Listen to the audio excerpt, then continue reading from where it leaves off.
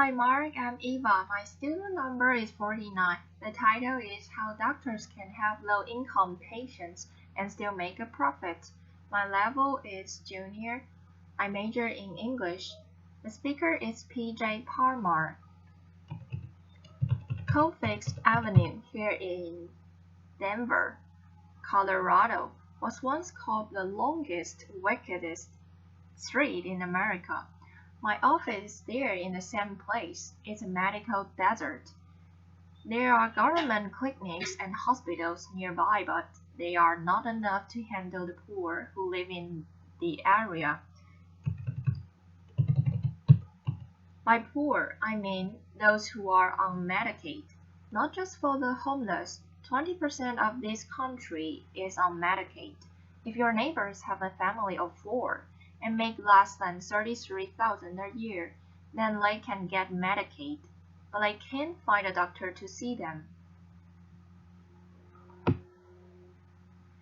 A study by Merritt Hawkins found that only 20% of the family doctors in Denver take any Medicaid patients, and of those 20%, some have caps, like 5 Medicaid patients a month.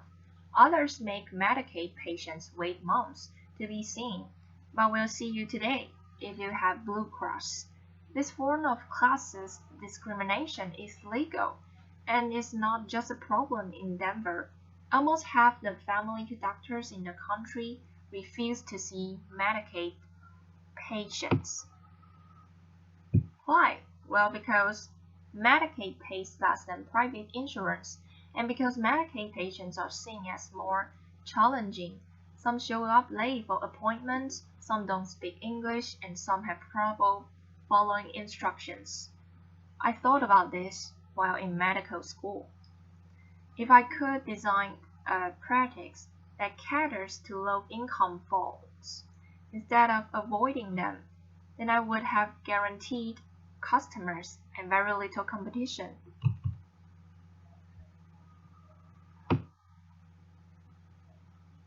Laughter. So, after residency, I opened up shop doing underserved medicine, not as a non-profit, but as a private practice, a small business seeing only resettled refugees. That was 6 years ago, and since that, we've served 50,000 refugee medical visits. Applause. 90% of our patients have Medicaid, and of the rest we see for free. Most doctors say you can't make money on Medicaid, but we're doing it just fine. How? Well, if this were real capitalism, then I wouldn't tell you, because you'd become my competition. Laughter. But I call this bleeding heart capitalism. Laughter.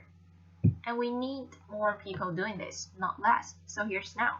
We break down the walls of our medical maze by taking the challenges of Medicaid patients, turning them into opportunities, and pocketing the difference. The nuts and bolts may seem simple, but they add up. For example, we have no appointments. We are working only. Of course, that's how it works at the emergency room, at urgent cares, and at Taco Bell. Laughter. But not usually at family doctor's office. Why do we do it? Why do we do it? Because Northrop can call for an appointment. She has a phone, but she doesn't have phone minutes. She can't speak English, and she can't navigate a phone tree. And she can't show up on time for an appointment because she doesn't have a car. She takes the bus, and she takes care of 3 kids plus her disabled father. So we have no appointments. She shows up when she wants, but usually waits less than 15 minutes to be seen. She then spends as much time with us as she needs. Sometimes that's 40 minutes, usually it's less than 5. She loves this flexibility. It's how she saw doctors in Somalia, and I love it, because I don't pay staff to do scheduling, and we have a 0 no-show rate and a 0 late show rate. Laughter. Applause. It makes business sense. Another difference is our office layout.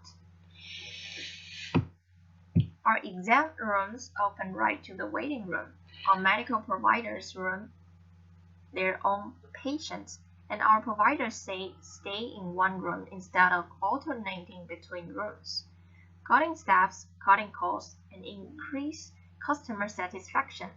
We also hand out free medicines right from our exam room, over-the-counter ones, and some prescription ones too.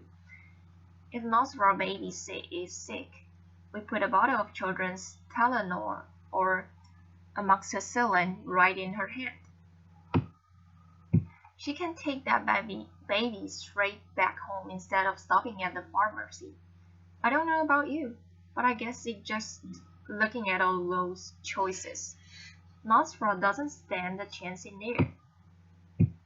We also text patients. We are open evenings and weekends. We do home visits. We jump dead car batteries. Laughter. With customer satisfaction so high, we've never had to advertise, yet they are growing at 25% a year. And we've become real good at working with Medicaid, since it's pretty easy, much the only insurance company we deal with. Other doctors' offices chase 10 insurance companies just to make ends meet. That's just framing. A single payer system is like monogamy. It just works better. Laughter. Applause. Of course. Medicaid is funded by taxpayers like you. So you might be wondering, how much does this cost the system? Well, we're cheaper than the alternatives. Some of our patients might go to the emergency room, which can cost thousands just for a simple cold. Some may stay home and let their problems get worse, but most would try to make an appointment at a clinic that's part of the system called the Federally Qualified Health Centers. This is a nationwide network of safety net clinics that receive twice as much government funding per visit than private doctors like me. Not only they get more money, but by law, there can only be one in each area. That means they have a monopoly on special funding for the poor. And like any monopoly, there's a tendency for cost to go up and quality to go down. I'm not a government entity. I'm not a non-profit. I'm a private practice. I have a capitalist drive to innovate. I have to be fast and friendly. I have to be cost-effective and culturally sensitive. I have to be tall, dark, and handsome. Laughter, applause. And if I'm not, I'm going out of business. I can innovate faster than a non-profit because I don't need a meeting to move a stapler. Applause. Really, none of our innovations are new or unique. We just put them together in a unique way to help low-income folks while making money. And then, instead of taking the money home, I put it back into the refugee community as a business expense. This is Mango House, my version of a medical home. In it, we have programs to feed and clothe the poor. An after-school program, English classes, churches, dentists, legal help, mental health, and scout groups.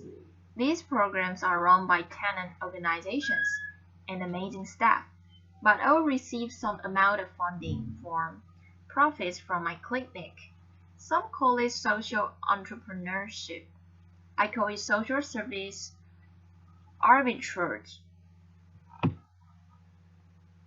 Exploiting inefficiencies in our healthcare system to serve the poor.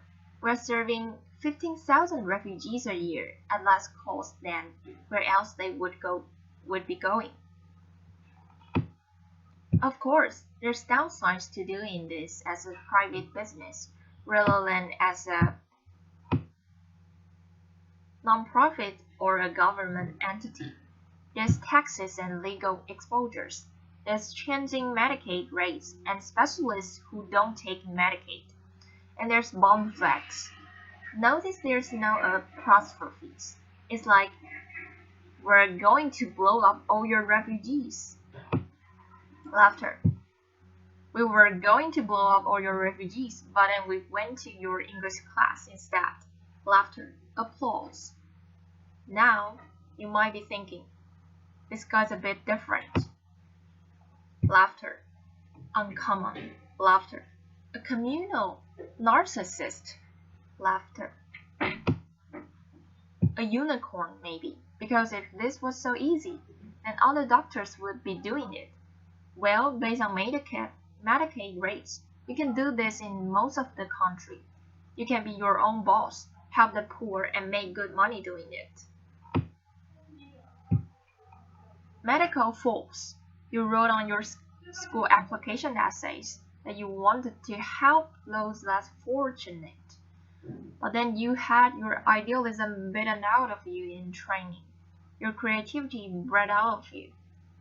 It doesn't have to be that way. You can choose underserved medicine as a lifestyle specialty. Or you can be a specialist who cuts costs in order to see low-income folks. And for the rest of you who don't work in healthcare, what did you write on your applications? Most of us wanted to save the world, to make a difference. Maybe you've been successful in your career, but are now looking for that meaning? How can you get there? I don't just mean giving a few dollars a few hours. I mean, how can you use your expertise to innovate new ways of serving others? It might be easier than you think. The only way we're going to bridge the underserved medicine gap is by seeing it as a business opportunity. The only way we're going to bridge the inequality gap is by recognizing our privileges and using them to help others. Applause.